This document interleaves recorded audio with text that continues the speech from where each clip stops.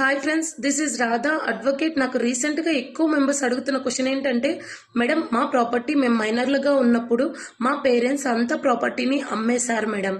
So మేము ఇప్పుడు మా ప్రాపర్టీని మేము రికవరీ చేసుకోవడానికి ఏమన్నా లీగల్గా ఛాన్సెస్ ఉన్నాయా?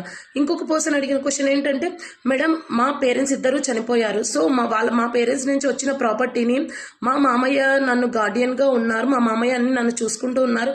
సో ఆ టైంలో మా మామయ్య నా ప్రాపర్టీని అంతా అమ్మేశారు. బట్ నేను ఆ టైంలో మైనర్ని.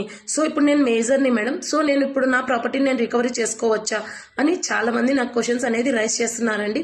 సో ఫస్ట్ ఆఫ్ ఆల్ ఏంటంటే, మనకి లిమిటేషన్ యాక్ట్ 1963 సెక్షన్ 8 ఏం చెప్తుందంటే, మినిమం 3 years అండి. ఏంటంటే మనకి మైనర్లుగా ఉన్నప్పుడు ఎవరైతే పేరెంట్స్ కావచ్చు, గార్డియన్స్ కావచ్చు, ఈ ప్రాపర్టీని అమ్మకాలు జరుపుతారో ఆ పిల్లలకి తెలియకుండా జరిగిన వాటిని రద్దు చేసుకొని వాళ్ళు మేజర్లు అయిన తర్వాత అంటే 18 years తర్వాత 21 years లోపల అంటే 3 years లోపల వాళ్ళు కోర్టులో కేసు అనేది ఫైల్ చేసుకొని వాళ్ళ ప్రాపర్టీని వాళ్ళు రికవరీ చేసుకోవచ్చు అని మనకి రీసెంట్గా సుప్రీంకోర్టు అనేది మనకి తీర్పు ఇవ్వడం జరిగిందండి.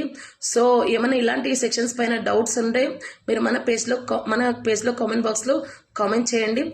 మీకు ఈ విషయం కనుక నచ్చినట్లయితే లైక్ చేయండి, షేర్ చేయండి. ఏమైనా డౌట్స్ ఉంటే కామెంట్ బాక్స్లో కామెంట్ చేయండి.